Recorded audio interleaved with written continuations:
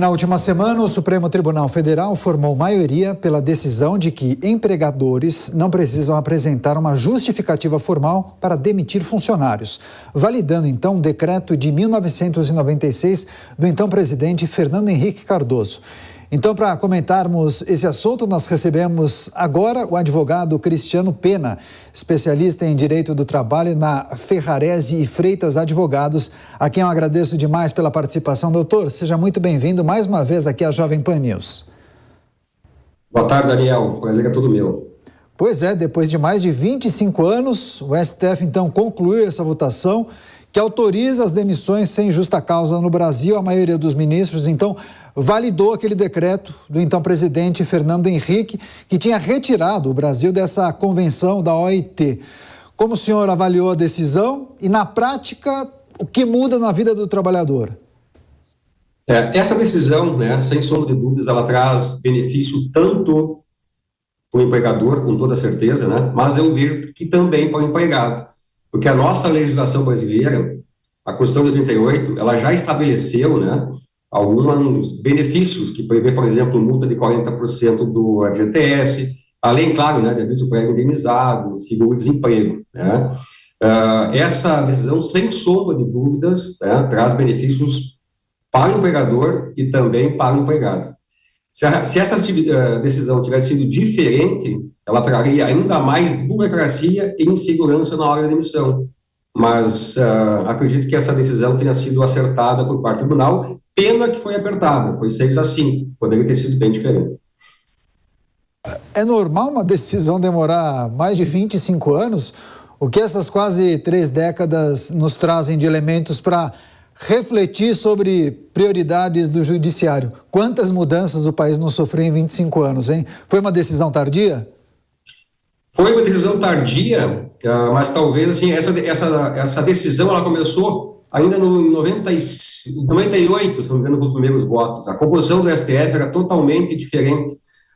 Não é normal na justiça, é óbvio, uma ação demorar tanto tempo, mas a gente sabe, vendo a mídia, vendo principalmente vocês aí, existem decisões, sim, que demoram até um tempo maior, Daniel, o que é um absurdo, Eu que milito muito a justiça do trabalho é uma justiça que nos últimos anos diminuiu muito o tempo médio de ação, com a informática, hoje o processo eletrônico, e talvez isso sirva de exemplo, mas imagino que não tenha sido prioridade, senão não teria votado de maneira mais rápida. Tá, agora queria só retomar para que a nossa audiência possa compreender, porque esse acordo internacional ele foi criado em 1982 e ele continua vigente em 35 dos 180 países que compõem a OIT, a Organização Internacional do Trabalho. Estabelece, entre vários pontos, que a dispensa de um funcionário só pode acontecer se houver causa justificada relacionada com sua capacidade ou comportamento ou baseada nas necessidades de funcionamento da empresa, estabelecimento ou serviço. Doutor, faz algum sentido nos dias de hoje em que se defende inclusive mais flexibilizações? Não, com toda certeza não faz nenhum sentido, e tanto não faz sentido que muitas potências do mundo não aderiram a essa convenção. Estados Unidos, Inglaterra, Alemanha, Japão, e por incrível que pareça, nem mesmo Cuba aderiu a essa a Convenção 158 da OIT.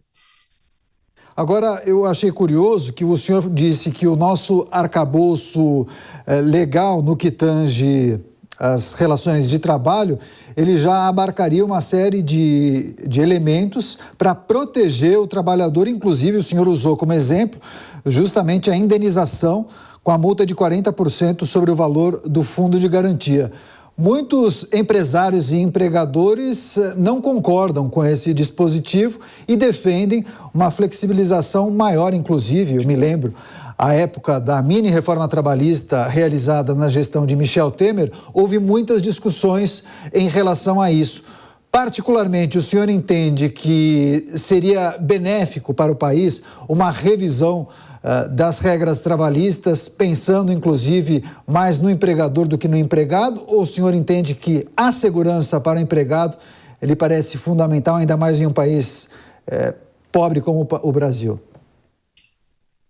Sem entrar no mérito, né, a favor de uma posição ou outra, eu acho que tudo tem que ser discutido com calma e através do governo, a própria Justiça do Trabalho, o Ministério Público do Trabalho, a OAB, sabe? Então, com toda certeza, a reforma trabalhista, a mini reforma trabalhista de 2007, ela foi importante. No início, qualquer mudança, né, causa muito espanto até as pessoas entenderem, mas a reforma trabalhista de 2017, por exemplo, ela atingiu muito mais a parte processual do que particularmente o direito de algum empregado, né?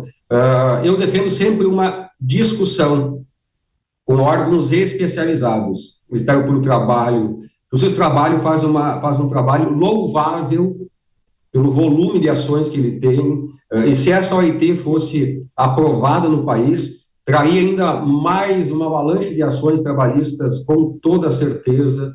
Isso geraria ainda mais informalidade no nosso país, geraria muito mais terceirizações por parte das empresas, que a terceirização normalmente é um trabalho um pouco mais precário e paga salários mais baixos, né?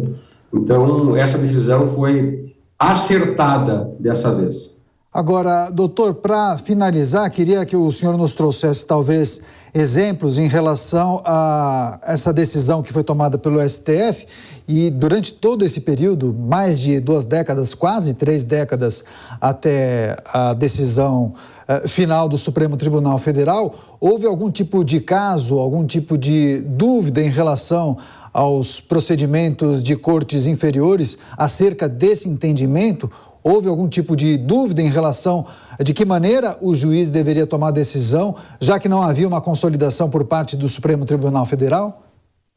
Não, eu acredito que não. Não tenho acompanhado esses casos, mas assim, mesmo que essa convenção ela fosse aplicada no Brasil, que felizmente não foi, isso está gerando uma dúvida, na verdade, que existem pessoas juristas que entendem que ela entraria imediatamente em vigor, e tem uma corrente que entende que o Congresso teria que, através de lei complementar, regular essa situação.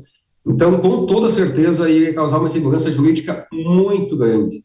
E uma outra fator importante que eu quero citar, que você falou o que é benéfico para o empregado, se presume, né, que essa decisão beneficia apenas o empregador. Muito pelo contrário. Nós temos uma questão importante, muitos jovens fora do mercado de trabalho, e esses jovens teriam dificuldade, sim, no meu entendimento, de se inserir no mercado de trabalho, porque o empresário, com toda certeza, ia retrair esse tipo de contratação. Importantes reflexões do advogado Cristiano Pena, especialista em Direito do Trabalho na Ferrarese e Freitas Advogados, a quem eu agradeço demais pela participação. Doutor, bom domingo e, por favor, volte mais vezes à Jovem Pan News. Obrigado, Daniel. Até a próxima. Até a próxima.